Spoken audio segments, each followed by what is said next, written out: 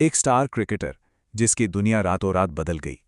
New Zealand के खिलाफ एक जबरदस्त जीत का जश्न अचानक एक ऐसे कानूनी बवंडर में बदल गया है जिसकी शायद हार्दिक पांड्या ने कभी कल्पना भी नहीं की होगी। तो चलिए जरा गहराई से समझते हैं कि आखिर ये पूरा मामला है क्या। इस कहानी में 3 अहम किरदार हैं।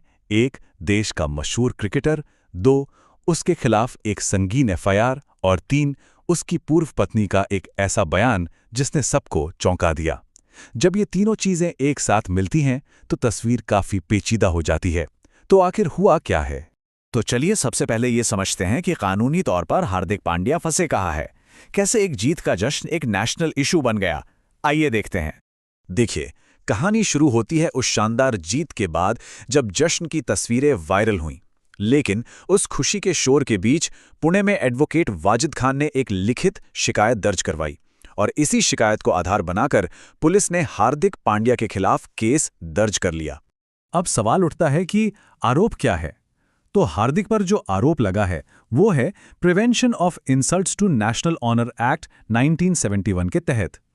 आसान भाषा में कहें तो राष्ट्रध्वज का अपमान। ये कोई छोटी मोटी बात नहीं है, ये एक बहुत ही गंभीर आरोप है जो सीधे सीधे देश के सम्मान से जुड़ा है।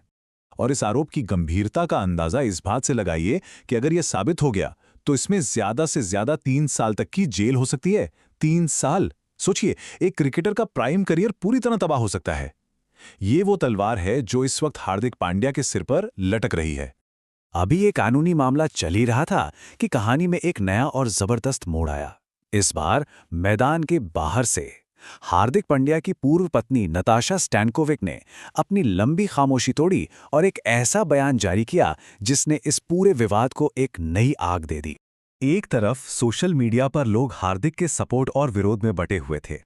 ठीक उसी वक्त नताशा ने एक ऐसा कदम उठाया जिसके किसी को उम्मीद नहीं थी।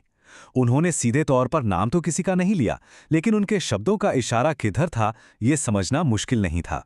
नताशा ने अपने बयान की शुरुआत ही की राष्ट्रध्वज के सम्मान से। उन्होंने साफ लिखा कि तिरंगा सिर्फ कपड़े का एक टुकड़ा नहीं है, ये 140 करोड़ हिंदुस्तानियों की आत्मा है, हमारी पहचान है, ये किसी की भी निजी खुशी से बहुत ऊपर है। और फिर उन्होंने सीधा निशाना साधा जिम्मेदारी पर।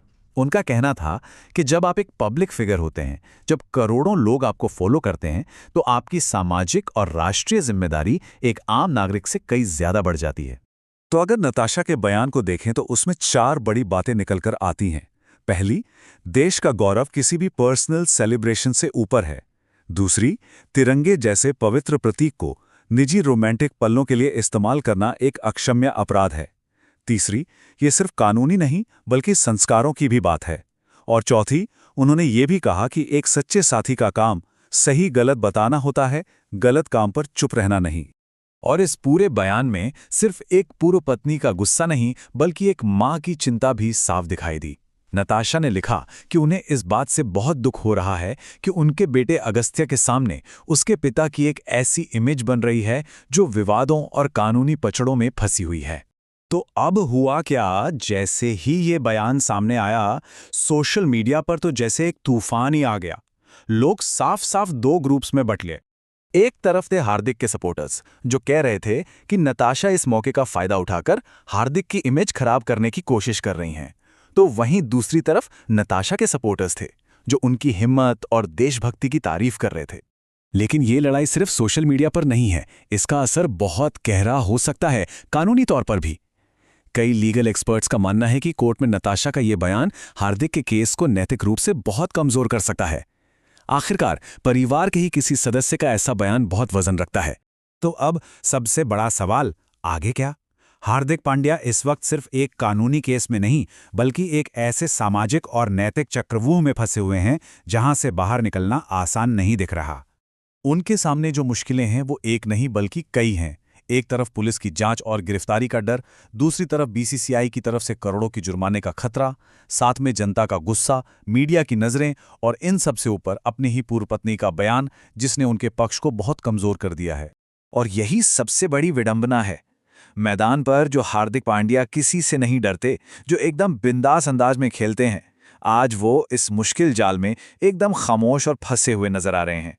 और उनकी ये चुप्पी इस कहानी को और भी गहरा बना रही है। तो आखिरी सवाल यही है, हार्दिक पांड्या का अगला कदम क्या होगा? क्या वो अपनी चुप्पी तोड़कर देश से माफी मांगेंगे, या फिर उनकी ये खामोशी उन्हें सच में जेल की सलाखों के पीछे ले जाकर ही टूटेगी? इसका जवाब तो अब सिर्फ वक्त ही देगा।